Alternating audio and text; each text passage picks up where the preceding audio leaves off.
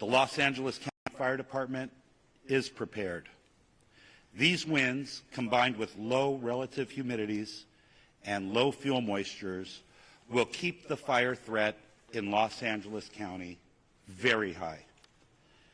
I ask our county residents in wildfire-prone areas to understand that the necessary public safety power shutoffs are important for our collective safety in preventing the next wildfire natural disaster. I would like to express my gratitude to the Los Angeles County Board Chair, Supervisor Catherine Barger, and Supervisor Lindsay Horvath for their leadership and unwavering support of our residents, my fire department, and me as fire chief. To our first responders battling these wildfires, thank you for your relentless and fearless dedication in protecting residents and property throughout this great county. And finally, to all LA County residents, please be assured that we will continue to battle these wildfires from the air and on the ground until they are fully contained. We stand alongside all of you as we begin repopulation of evacuated areas, establishment of disaster recovery centers, and the rebuilding of your homes, your communities, and your lives. I would now like to introduce my trusted partner in public safety, LA City Fire Chief Kristen Crowley.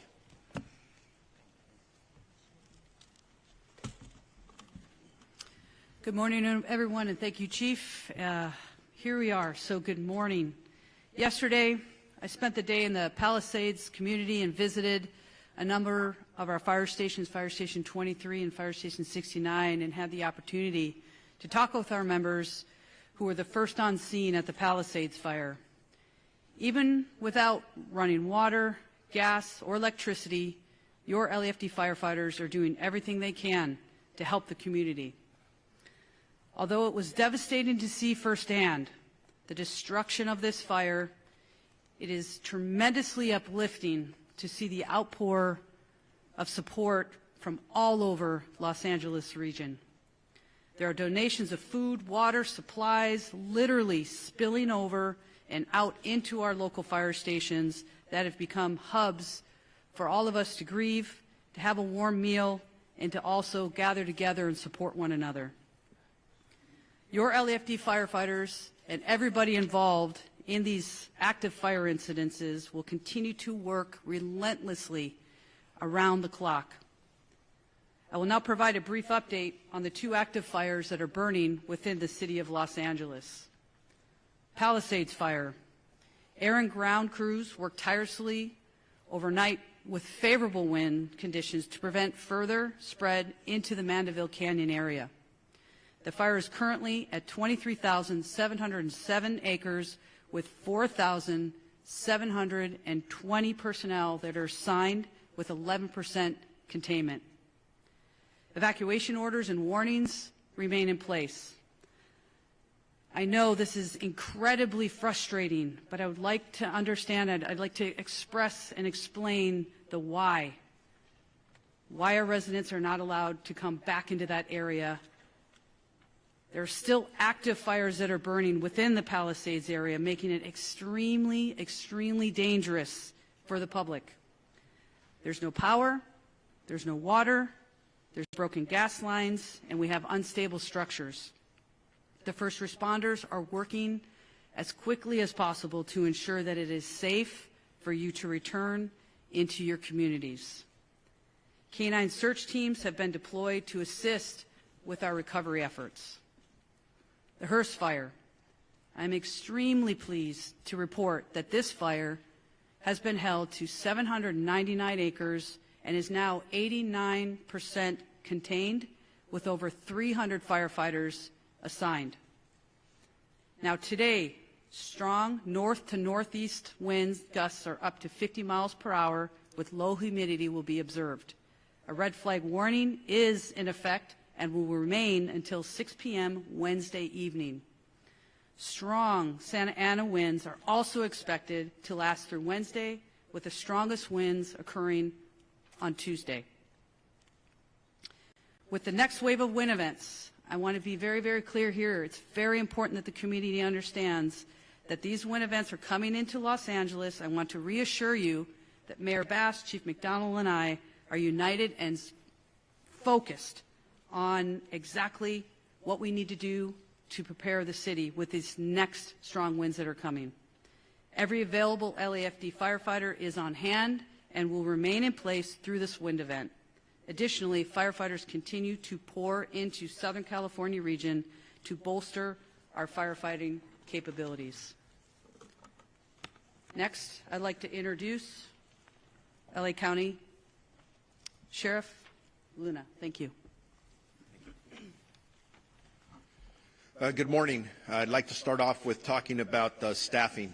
We've increased our LA County Deputy Sheriff staffing to about 1,200 personnel, and that probably will continue to grow. Many of them are on 12-hour shifts, which means 12 on, 12 off. They're working incredibly hard. They have been assigned close to 1,500 missions, and that a lot of work, a lot of good work that's still continuing. The missions continue to include hard road closures, traffic control points, roving security, welfare checks, evacuations as needed, requested by fire, and at times, when able to, escorts for essential services and need. We also have assigned at least 60 California Highway Patrol officers split up for us, some at the Eaton Fire location, others at the Palisades location. I personally like to thank Commissioner Sean DeRee, who I will be meeting with. He's coming down here to thank him for his incredible help. National Guard deployment is still at approximately 400. They're assisting the following agencies: the Los Angeles County Sheriff's Department, the Los Angeles Police Department, the California Highway Patrol, Pasadena, Santa Monica, Arcadia, Azusa, and Sierra Madre. Yesterday, I submitted additional requests for more National Guard assistance, specifically to the Los Angeles Police Department and the LA County Sheriff's Department. So I'm hoping that you'll see additional National Guard personnel arriving today. I will be meeting with one of their very high-ranking executives later today. Evacuations for the Palisades and Eaton fires. These numbers are for both county and city area. They have dropped in the last couple of days, which is some good news. But as you hear, it's still a very fluid situation, and that could change. So be aware of that. We're at approximately 105,000 residents under evacuation orders and approximately 87,000 residents under evacuation warnings. I just want to remind everybody, if you are asked to leave and you're in an evacuation order area, your life is in danger. You need to leave. I know, and it's been stated already, a lot of our residents are trying to get back, and they're frustrated. I stopped by several checkpoints, both in Altadena and Malibu yesterday. I personally listened to residents, please let me back in. So I'm just going to say this. In driving around some of these areas, they literally look like war zones. There are down power poles, electric wires. There are still some smoldering fires. It is not safe. The minute it is safe, we understand the inconvenience, and every conversation we're having about evacuations, that depopulation conversation is continuously coming up. We do care. We want to get you back into your homes, but we can't allow that until it is safe for you to do so. In regards to arrest and criminal activity, we had several more arrests overnight, bringing our total to approximately, I'm going to say approximately because we're still trying to reconcile numbers, about 29, 25 in the Eaton Fire area and 4 in the Palisades area. I'm going to guess that Chief McDonald may talk about this, but when I was out there in the Malibu area, I saw a gentleman that looked like a firefighter, and I asked him if he was okay because he was sitting down. I didn't realize we had him in handcuffs. We were turning him over to LAPD because he was dressed like a fireman, and he was not. He just got caught burglarizing a home. So those are issues that our frontline deputies and police officers are dealing with. So again, that's why we're asking for your patience. Yesterday in Palisades, we had one arrest for a curfew violation. Unfortunately, they resisted arrest. In Eaton, we had 6 arrests last night, 3 for curfew violations and 3 for additional charges, including carrying a concealed firearm and narcotics-related charges. Now, I just gave you stats about things our deputies are dealing with in the street. I want to put out a caution to people. If you are thinking about scamming, using this incident to take advantage of residents that have already been victimized, from a white-collar perspective, I have been in close communication. We had a press conference yesterday with Chief McDonald and I, the State Attorney General. We've been in constant communication with District Attorney Nathan Hochman. I also received a call a day ago from Martin Estrada, the U.S. Attorney here. They are all eager to prosecute anybody who is taking advantage of our residents during this very difficult time, whether it is a burglary or it is some kind of white-collar crime and a scam or anything that you may be thinking about doing. The next issue, which is a little more difficult to talk about, is yesterday we started a search and rescue operation out in the Eaton area where in the first day of this operation, grid searching, we searched approximately 364 properties in the Altadena area, and unfortunately during that search we did locate 3 deceased. As these searches continue, I unfortunately anticipate that those numbers will increase. We will start a similar operation in the northern side of the county here very soon. So the numbers I have, and again, it's going to change. Unfortunately, we have confirmed 14 deaths, and that is in our specific LA County jurisdiction. 11 at the Eaton fire and 3 in our portion or our jurisdiction in the Palisades fire. LA cities, that's in addition to. So when you hear the coroner, our partners at the coroner reporting numbers, that's a little bit different. Missing persons. I cannot emphasize, because I'm getting text and calls, if you believe somebody is missing, please report it to your local law enforcement agency. Right now, with the Sheriff's Department, we have 16 missing person reports. We have 12 in Eaton and 4 in Palisades. If there's any good news, there's no juveniles that are missing within those numbers.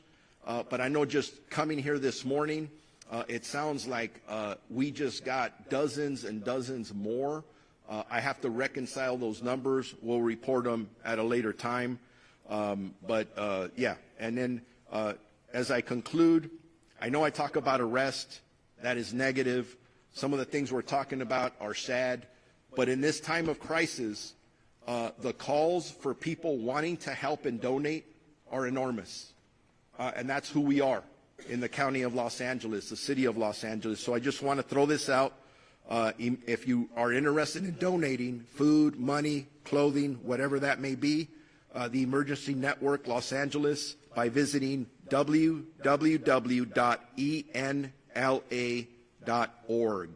And thank you for all of you who are amazing out there who want to help. And then if you want updated information about evacuation orders, warnings, or road closures, lacounty.gov/emergency. And with that, I'm going to turn it over to the Los Angeles Police Chief, Jim McDonald. Good morning. Thank you, Sheriff. In the wake of the devastating fires, I just want to acknowledge the incredible strength and resilience that our community has shown during these very challenging times. It's truly inspiring to see neighbors coming together to support one another. And as your Chief of Police, I want to assure you that the LAPD remains fully committed to your safety and well-being as we all move forward together.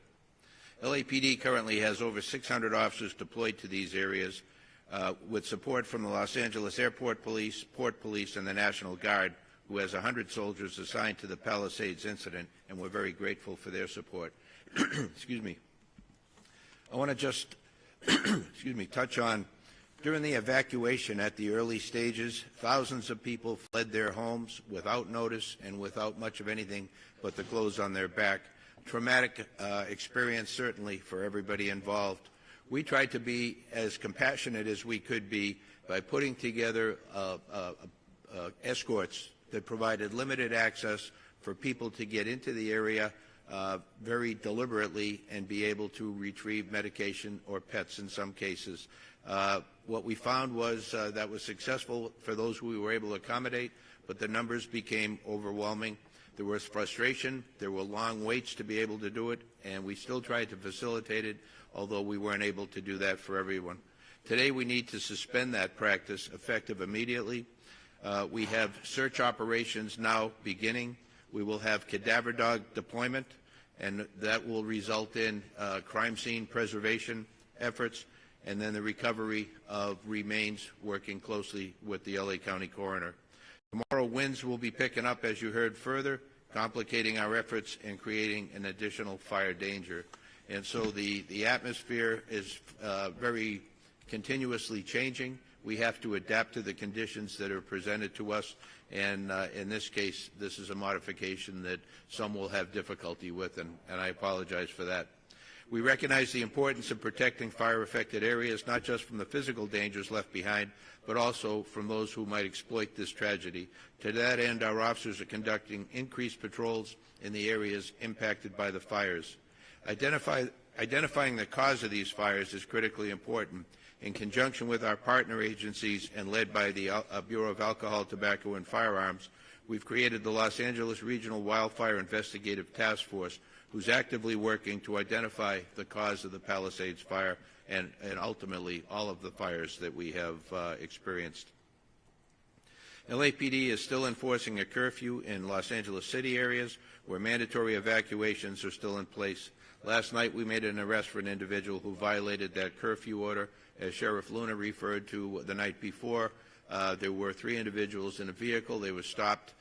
They were where they weren't supposed to be. One had on fire jacket and a fire hat, and he was additionally arrested for impersonating a firefighter. We have people who will go to all ends to be able to do what it is they want to do to exploit the victims of this tragedy. LAPD, the order will remain in place tonight, curfew order from 6 p.m. to 6 a.m., and unless you're public safety personnel or some other disaster workers, you have no reason to be at these locations, and if you are in those areas, you will be subject to arrest. Enforcing a curfew is an important tool to keep the burn areas and evacuated properties secure, keeping looters out. This effort also helps protect public safety personnel who are operating in darkness in very difficult conditions. And as you heard previously, the threat there from gas lines, from electricity, down power lines, and many other, not to mention the toxic environment that exists in that area due to the fire that burned plastics and different types of composite material. We all know what the long-term effects of exposure to that can be. I won't go in here to the scams, and the sheriff referred to that, but there are a lot of scams. I would ask that for those of you looking to donate to fire victims, do so with caution. Before contributing, take time to thoroughly research the charity or organization that you're considering. Reputable groups will have clear information about their mission and proven track records. Websites like Charity Navigator and the Better Business Bureau are excellent resources to help verify their legitimacy. It's also good practice to avoid cash donations whenever possible, opting instead for secure, traceable payment methods to ensure that your contributions reach those in need. And if you come upon fraudulent donation requests, please notify us so that we can investigate. Together we can prevent further harm and protect the generosity of our community.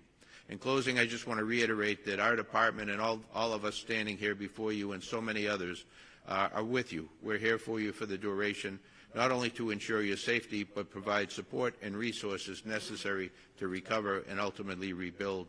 I want to assure the community that we're working tirelessly every day to protect lives, property, and maintain public safety during this critical time. Thank you all for your resilience and cooperation during this very difficult time. Now I'd like to introduce from the Los Angeles County Board of Supervisors, Chair Catherine Barger. Thank you, Chief. Good morning. Yesterday, I sent a letter to President-elect Trump inviting him to visit our county to see the devastation of these wildfires firsthand, to meet with our impacted residents and hear their stories, to thank our first responders, and most importantly, to see how the federal government can help our communities heal and rebuild. In my years at the county, I have seen time and time again how essential of a partner the federal government is when responding to an emergency and helping our communities recover. I look forward to welcoming President-elect Trump to our communities so he can see the desperate need, but also the incredible opportunity, hope, and perseverance of our impacted neighbors. It is in seeing this hope that I am confident that our communities will recover and rebuild. I also met with representatives from the state yesterday and discussed what we will need to rebuild LA.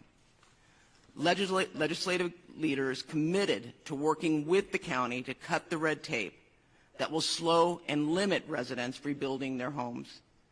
I also want to share that California Governor Newsom announced a sweeping executive order this morning related to the rebuilding efforts. Notably, he is suspending CEQA reviews and California coastal permitting for reconstruction of properties substantially damaged or destroyed in the fires devastating Los Angeles County.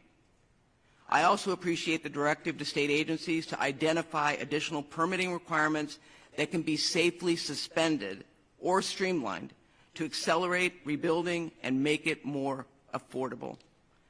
I want to thank the governor for hearing my request and taking swift action to ensure that our residents will not be burdened by unnecessary requirements as they begin the process of recovery and rebuilding. We are also going to need full partnership from the county, city, state, and federal governments.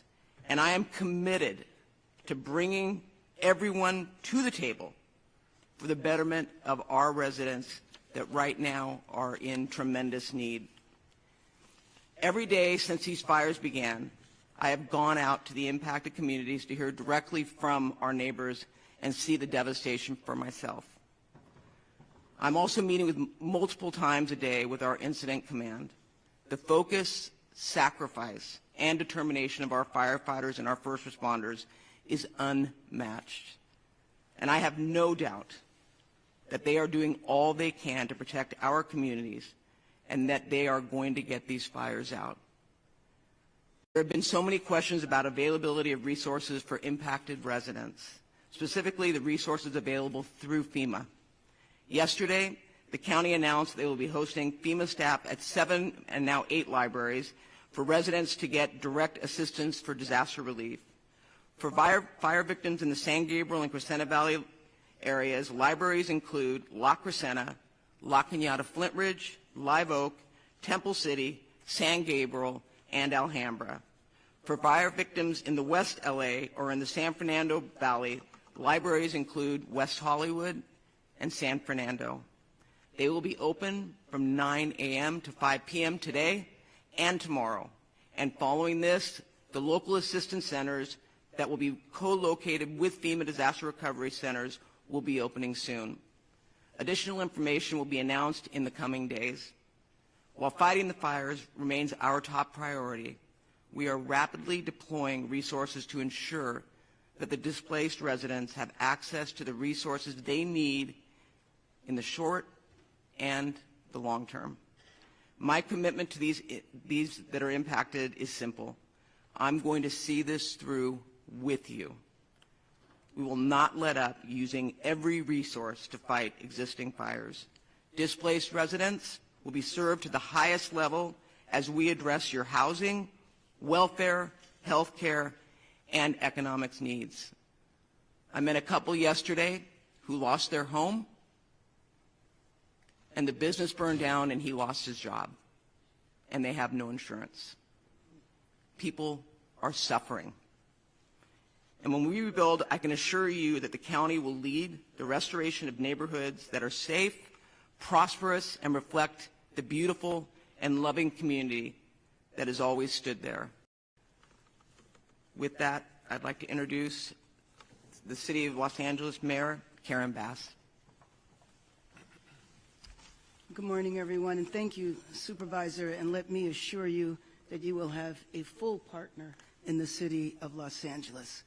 Yesterday, I was at the Hearst Command Post in Sylmar, and it was an example of our heroic first responders.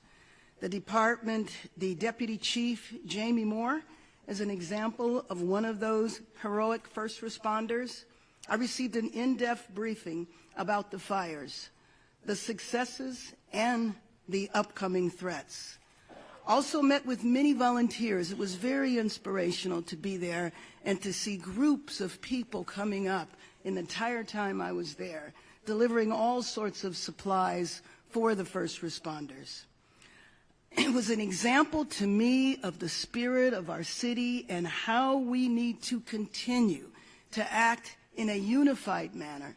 Those people that are affected by the fires, we give all of our possible support to, and those people who are not affected by the fires but who are willing to come out and volunteer and help.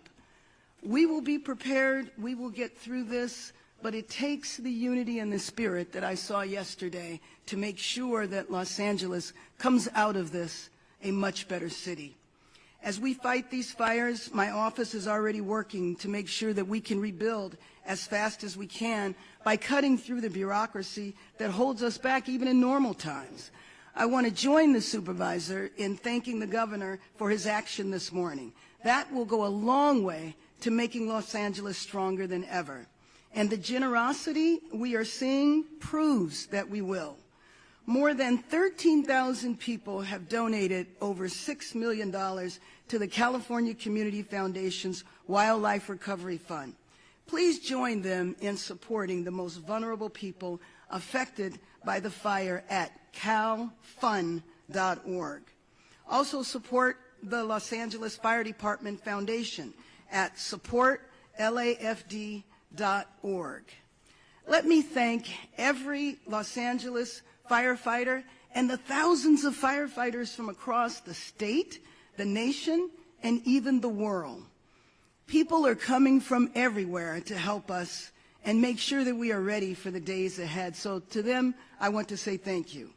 For Angelenos impacted by the firestorm and for Angelenos looking to help, the city has created an online hub at lacity.gov to create a single place for people to go for assistance or to find ways to help our community. This includes evacuation zones, FEMA support, resources for small businesses, and more. In the upcoming days, you will see as we continue to fight the fires, prepare for what is to come this week, but we will also prepare for our recovery. Thank you.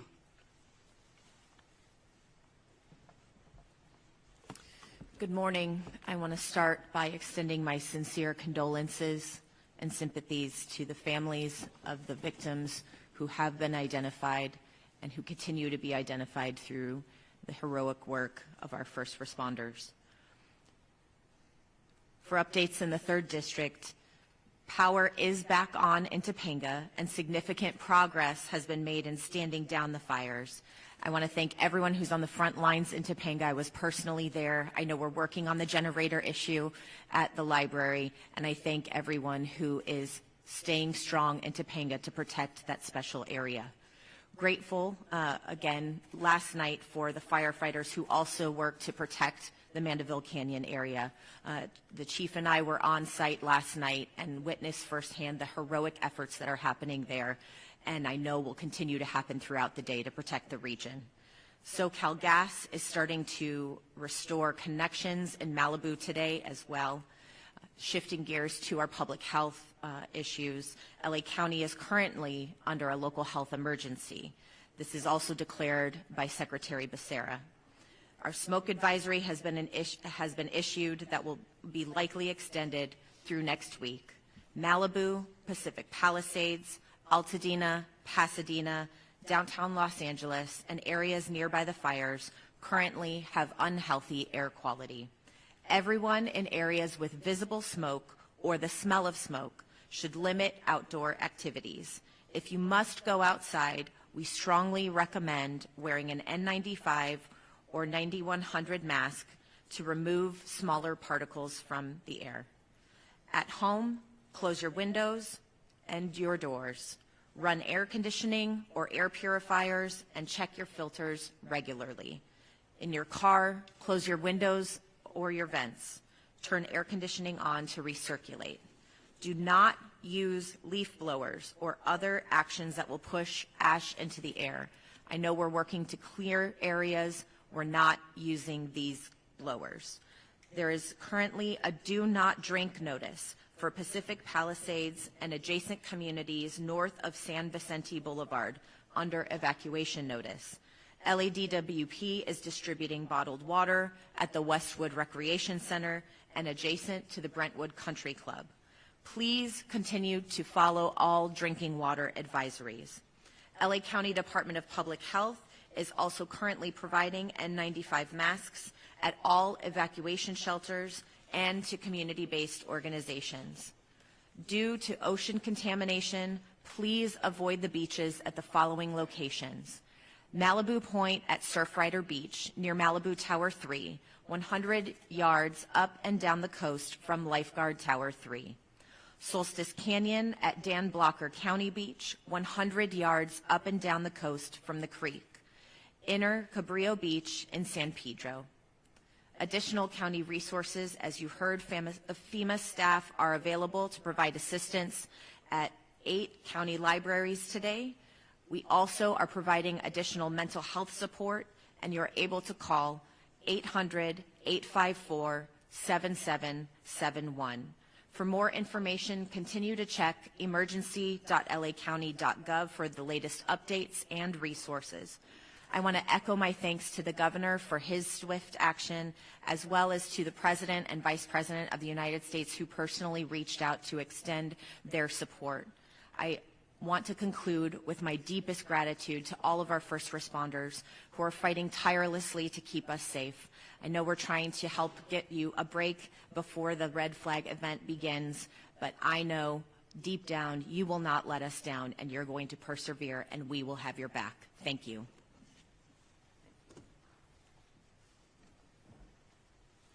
Good morning. Helen Chavez, Communications Director for Board Chair Catherine Barger. Chair Barger recognizes and thanks the following elected representatives for joining us this morning and for their ongoing support during this emergency: Assembly Member Jessica Caloza and Senator Maria Elena Durazo. We will now transition to the question and answer portion of our press conference. When you are called upon, please announce your name and the media outlet that you are with. You can raise your hands if you want to be called on. Anybody have a question?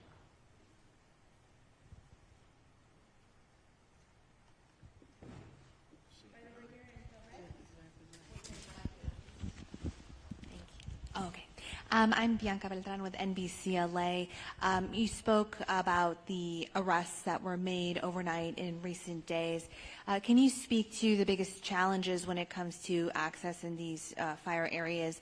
And do you find that these individuals are from the area or coming from further away? Thank you. In regards to the challenges in our areas for the LA County Sheriff's jurisdiction, the individuals that we're contacting do not live in the areas where we're arresting them. We're finding out they have zero business being in these areas. So I do want to reiterate to our communities, if you do not belong in these affected areas, do not go there. You are subject to arrest. I listed some of the charges. We are contacting people. And we are finding a variety of things, including people with firearms, with narcotics. Don't go there. Hopefully that answers your question. Any other questions? We're going to go over here in the plaid shirt. Microphone. Oh, thank you. Oh, okay. How troubled are you that there's a lack of communication between the city of Los Angeles and the incoming Trump administration? There isn't a lack of communication between the City of Los Angeles and the incoming Trump administration. I have spoken with representatives of the incoming administration. I'll be talking more about that in the coming days. Mayor Bass, where do conversations stand about long-term housing for the displaced? Well, you will hear more from us this week in terms of moving into the recovery phase. There's a lot of things that we need to do, but one of the things that we're looking at, and you know, something I've been working on for a long time in terms of expediting the process, but given this emergency, looking back at efforts that had taken place in the past and how we move full stream ahead. And this is where I was saying that we're going to be lockstep with the county because we need to cut through the red tape that has always been a problem. But now it's over. We absolutely have to get past this and get the rebuilding going as fast as possible. Thank you, Mayor Bass. Any other questions? We're going to go right here in the middle. Name and media outlet. Hi, this is Kirsten with KCAL News. On the missing people, I understand there was the Family Assistance Center that was opened in Pasadena. Is that still open? And I mean, how many are you talking about that are still unaccounted for?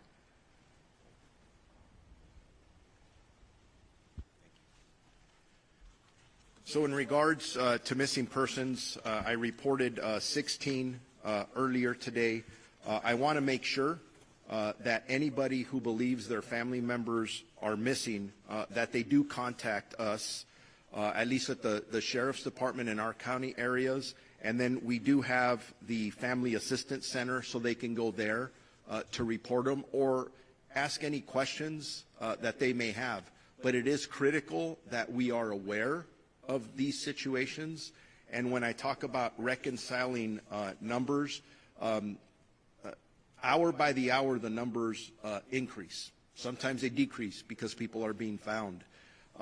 So I expect or anticipate that the number of missing persons will absolutely go up. But if there's a doubt in anybody's mind, please, that's what we're here for. Please contact us right away, and we'll guide you through the process so it's easier for you, because very difficult circumstances that we're all under right now. We're going to go in the middle in the magenta shirt. Beth Slepaz, KNBC News. NBC News is at Brentwood, where yesterday and today there's been massive lines of people waiting to get into the evacuated area to get things from their homes, medicines, etc. We're being told by folks here that they heard the city was allowing people up to their homes if they came to this location, but then they're not allowed. Some say they're being told by LAPD 3 cars can go up with an escort every 15 to 20 minutes, but it's not happening. A LAPD officer is telling some resident, in quote, it's all up to the fire department. What's the plan for all these people? Will they be taking people to homes today, and what's the plan for these residents? Yeah, thank you. I addressed that in my comments earlier. We had tried to facilitate as best we could people going in for a very short time, escorted, the situation controlled, to get medication and in some case small pets. In the early days in particular, that got unwieldy. Many people came out. They wanted to see, understandably, their property and the condition of their property. Today, effective today, we've stopped that practice, and as we move forward, we'll reassess down the road. But as I mentioned, we're bringing in beginning search operations, bringing in cadaver dogs, and beginning the recovery of remains process. So in addition to the threats that are posed by downed power lines, gas lines open, we've made the determination that we're no longer able to accommodate that. The winds are coming back tomorrow, presenting additional issues for us to deal with. Thank you. Can I add on to the medication? And I know for Pasadena, and I'm sure it's out in the evacuation locations, Kaiser and the county have personnel, doctors on site for those that need to get their medication, recognizing that people didn't bring it with them. So if they can't get in, I would really encourage them to go to one of the evacuation centers, because it's important for them to know that we, in fact, do have people writing script. And we're going to put that up on our LA County website so that people know where they can go. to access prescriptions for medication. Any other questions? Okay. And I apologize, Tom Hansen with CBS News. What, if any, concern is there about animosity from the incoming Trump administration toward California and its efforts to fight this fire? And that's Mayor Bass, that's directly to you. Actually, I'm not worried about that. I mean, I joined in the invitation to the incoming president to come to Los Angeles. I joined with the supervisor and the governor, spoke directly with the incoming administration yesterday. It was a fine call, so I'm not concerned about that. There are also, as I mentioned before, a number of my former colleagues who are up for confirmation, and I feel like I will have good relations there. Is the incoming president expected to come here? I believe so. I mean, I certainly, it was a positive response yesterday. Yeah, you know, I will say, knowing what I know, and I represent Altadena, which is probably the most diverse community that in the 5th District, this is the exact constituency that he was talking to. You've got socioeconomics from all walks of life, and they are suffering. So I am confident that this president will come. Well, my conversation also yesterday was throwing around possible points of timing. No. Okay. And then, sorry, just one more question. So we are expecting severe gusts of wind in the coming days. Is the city prepared regarding fire hydrants and water pressure? I believe the city is prepared. I'm going to receive reports in a couple of hours from a couple of the other city departments, and Chief, if you want to expand on that. Thank you. Thank you. We had I'm sorry, Chief. Any other comments? Okay, thank you, and go ahead. Over Could you clarify the total death count related to the wildfires, and if I could also clarification or guidance from the health departments regarding the air quality for residents? Thank you. I can confer for the Los Angeles County jurisdictional areas that we are at 14 deaths. That's 11 in the Eaton area and 3 in the Palisades area. But that's just for Los Angeles County. Los Angeles would have different numbers, and the city of Pasadena may have different numbers as well.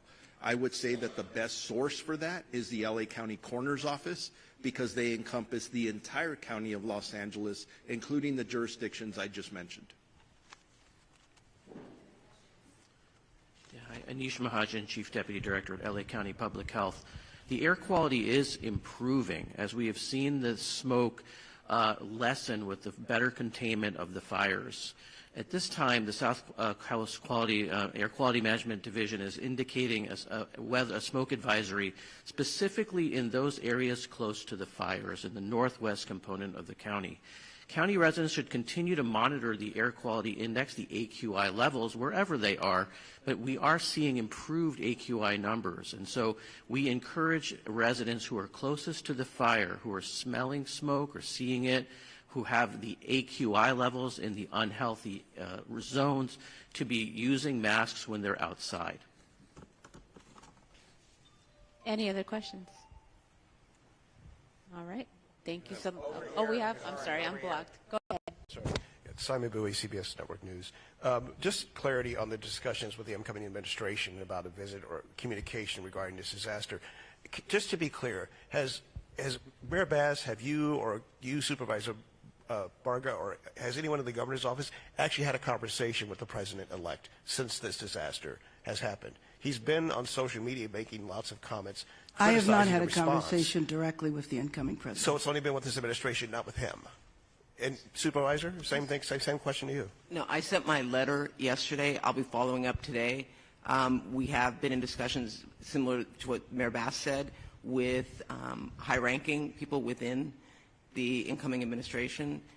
Obviously, you know, it's a work in progress, but there is no question in my mind that we will be touching base with him. The sitting president was here earlier this week. Is it not disturbing that nearly a week after what could ultimately be the worst disaster in the state's history, that no one in leadership at the county, local, and seemingly the governor's level has had a conversation with the incoming president? Well, given the fact that the administration is being put together, I don't necessarily agree with you on that. I have another question about the forecast for next week. The forecast going Monday night into Tuesday is calling for winds up to 75 miles or higher. Looking at preemption, are the hydrants working again in the Palisades specifically? Question one. Question two: are water trucks going to be displaced throughout the county and the city preemptively? And also, has there been any conversation, or maybe they're already happening, preemptive frost check drops on areas where homes are right next to very wooded areas, or like, we had Mandeville Canyon the other day, while we have cooperative wind conditions? Is that stuff being done? We're just curious. Yeah, good morning. I can address the water truck or water tender situation here in LA County. I haven't explained before that on Wednesday, CAL FIRE, after coordination with LA County Fire Department, did request 70 water tenders to come into the area for our multiple fires. They have arrived. We have lots of incident water tenders available to us. All of the reports that I've received is that the LA County water system is ready and it will be prepared to assist us in fighting a wildland fire. Your concerns with the FOS check drops, CAL FIRE and our federal partners who drop fire retardant only use products that are qualified and on a list. So we're not dropping any products here in LA County that aren't approved. I believe that the use of retardant is safe and it's effective. I know that there's been some social media postings that it is not. I consider that the sinister side of social media, where they're trying to divide us, and we've seen that already. But everything we're doing is approved, it's appropriate, it's efficient, and it's effective. But we are prepared for the upcoming wind event. Chief Crowley? Chief Crowley, any comment from you? Yes, so also just to add off of that, I wanted to make sure that everybody understands, as these additional resources are flooding into our region, the helpful part of that is it's freeing up our other local resources. So as we continue to move forward and pre-deploy fire, air, ground, the more resources that are flooding in to help us with our current fires, the better we are prepared to pre-deploy, knowing that this wind event is coming. I just wanted to add that on top of what Chief Maroney said. Thank you, Chief. And we're at the end of our press conference. I'm happy to help support one-on-one interviews. So please come forward if you still have questions. We will connect you with the appropriate spokesperson. Thank you.